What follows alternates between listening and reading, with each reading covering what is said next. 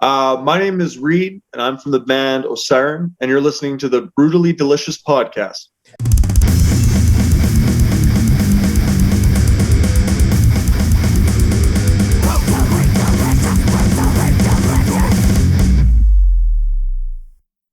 Hi, let me switch the That's fine.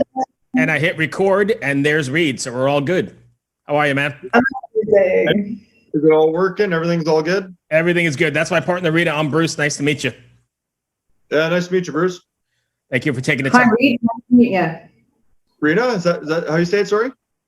Yeah, that's how you say it. Riina. Or if you want to do the Finnish R, just, be very aggressive about it. It's very, there you go. Riina, yeah, that's how I would say it. Nice to meet you. Nice to meet you guys. She's all the way from Finland. You're in Canada, right? That's correct. Yeah. So some Nordic. We got northern countries in there, so that's great. We just got off the phone with a band from Vancouver, Bad Pop. Oh, okay, cool. Yeah. Where are you located in Canada? We're located just east over the Rockies in Calgary, Alberta. So it's okay. Yeah, so it's not too. It's about a half an hour plane ride, but it's about a 13-hour drive. So it's that long of a drive?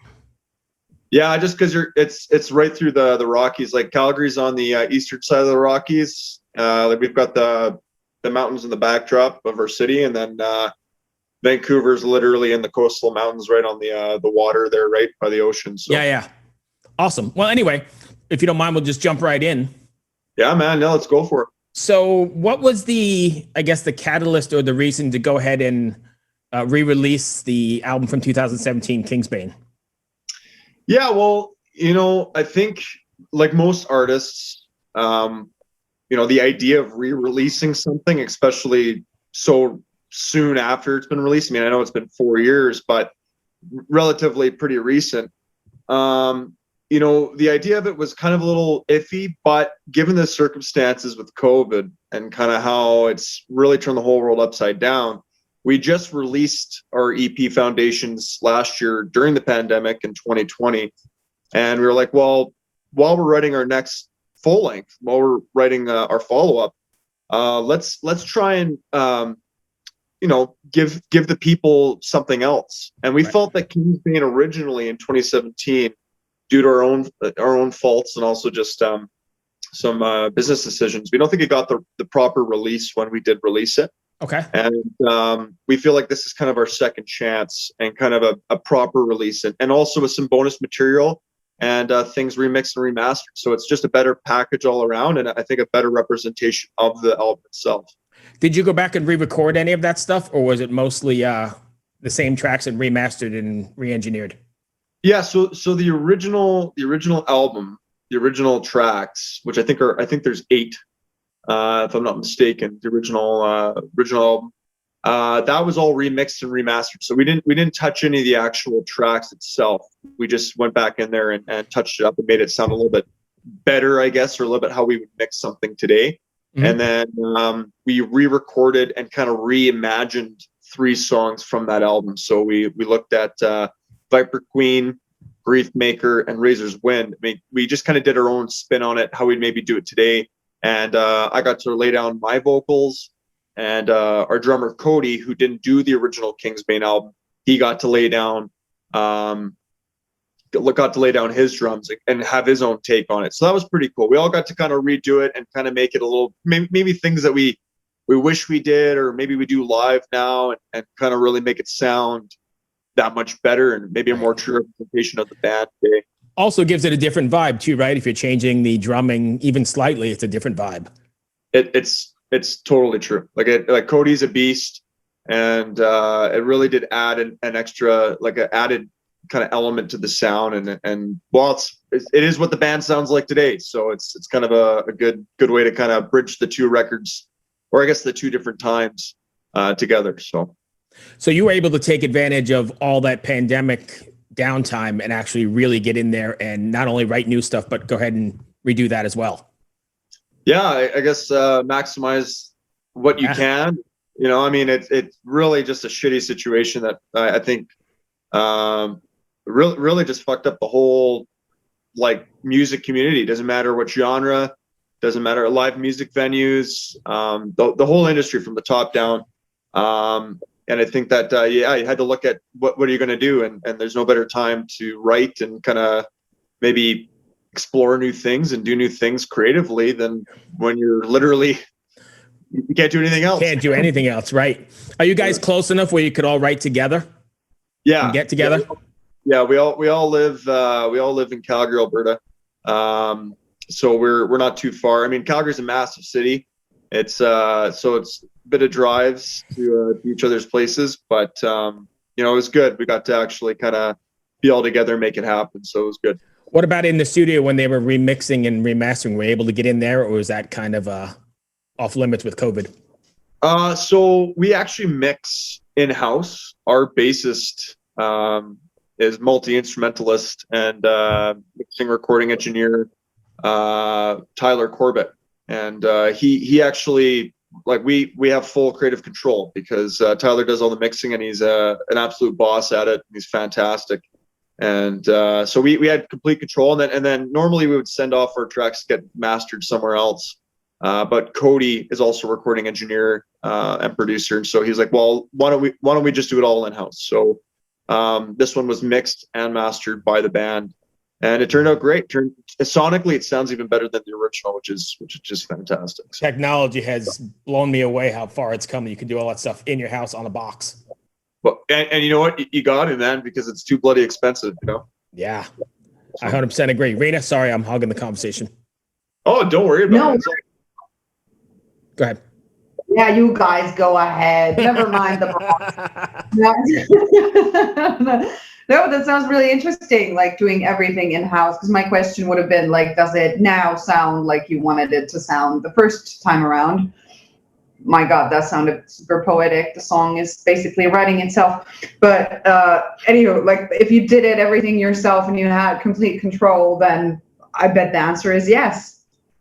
Yeah. I mean, it's one of those things where I think for most artists, and I could be completely wrong, I just know for myself, and I think the band, it's like you work so hard on something for so long and you pour in all this effort and blood, sweat, and tears and all that shit, and then you release it, and then there's always gonna be things that you kind of like wish you could have changed, or maybe like, crap, like there's never a record, I don't think, that's ever like perfect in the eyes of maybe the artist, but you get it as close as you can.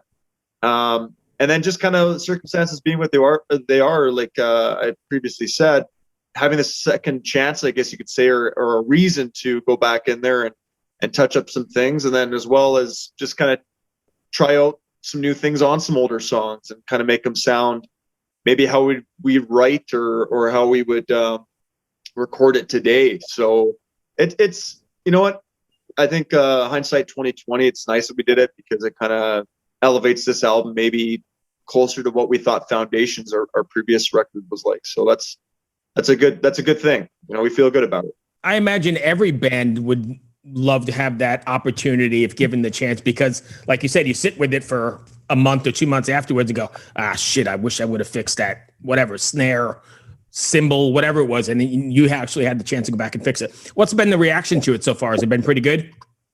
Yeah. From the fans that are already our fans, it's been nothing but positive. They love the new takes on some of the older songs. I think that would be a big selling feature for them, just because they probably had these songs playing for however long, and now they get to hear a different take on it. And I recorded that record when I was 21, the vocals, and now being in my mid 20s, getting another crack at it, I'm definitely a better singer, I find anyway, and I've grown a lot. And so there's that, and I think that with Cody in there too, and the boys on the strings being able to kind of add and maybe push themselves a little harder, I think it's been a lot of positive feedback, and hopefully for new fans who maybe got into us from Foundations, or maybe this is the first time hearing us, is a better representation of who we are and what we've become and how we've grown. So I think it's been mostly good. That's awesome. Riina?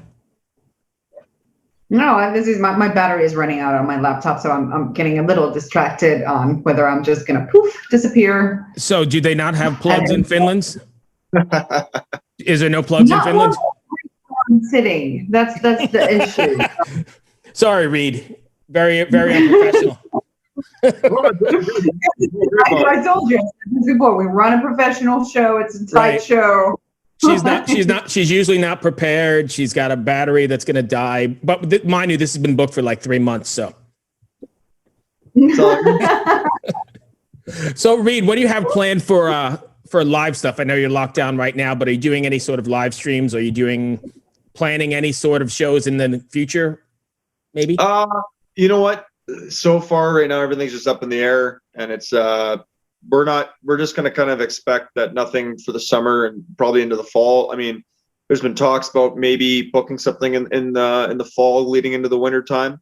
But you don't want to do too much touring in Canada in the wintertime anyway, especially in Western Canada. Yeah.